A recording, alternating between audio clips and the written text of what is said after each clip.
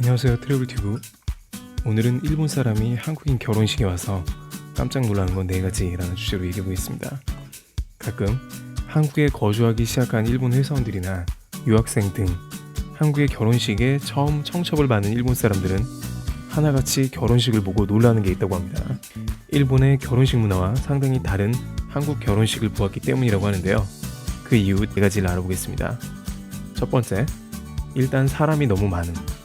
일본의 결혼식은 거의 가족과 같은 사이나 중마고와 같은 절친이 아니고서야 초대를 거의 하지 않는다고 합니다. 따라서 결혼식 참석 인원도 우리나라 대비 적을 수밖에 없는 게 사실인데요.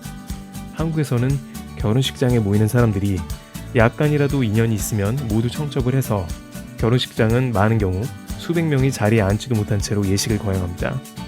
돛대기 시장 같은 분위기에 입이 떡 벌어진다고 합니다. 두 번째, 결혼식이 너무 빨리 끝남. 일본의 결혼식은 보통 반나절 이상 하루 종일 앉아있고 피로연도 같이 하고 우선 시간이 굉장히 긴 경우가 많이 있습니다.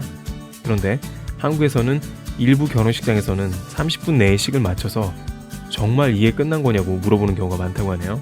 한술 더 떠서 다음 팀 들어오니까 빨리 나가라고 하면 기절초풍하게 놀란다고 합니다. 세 번째, 예식 중간에 밥 먹으러 나가버림. 앞서 얘기했듯이 자리에 앉지도 못한 사람들은 적당히 있다가 축의금을 내고 식권을 탄 다음 밥 먹으러 나가버리는 경우가 많은데요. 일본에서는 소수가 앉아 예식의 모든 과정을 보고 식사도 같이 하기 때문에 그야말로 멘붕이 온다고 합니다. 신랑 신부는 예식 중이고 자신은 밑에서 밥을 먹는다는 자체가 죄짓는 기분이 든다고 합니다. 네 번째, 축의금을 많이 내서 배프가 됨. 일본에서는 결혼할 때 한 번에 최소 30만원 이상은 내는 게 기본이고 정말 친한 경우 50만원 이상까지도 내는 경우가 있습니다.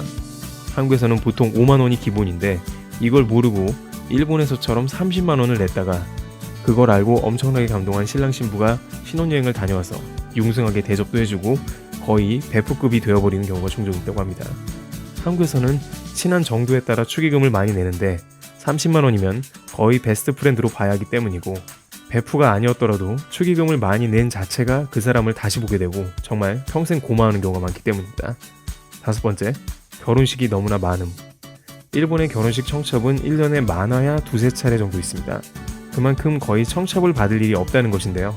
한국에서 직장생활 하다 보니 1년에 최소 5-6번은 가서 처음에는 돈이 너무 많이 들어가게 될까봐 걱정을 하다가 한두 번 참여 후에 한국 결혼 문화를 알게 되고 5만원만 내면 된다는 생각에 안심을 한다고 합니다. 이상으로 일본 사람이 한국인 결혼식에 와서 깜짝 놀라는 것 5가지를 알아봤습니다. 일본 사람 입장에서는 다른 결혼 문화에 놀라는 게 당연한 것 같습니다. 트래블튜브 오늘 여기서 마치겠습니다. 감사합니다.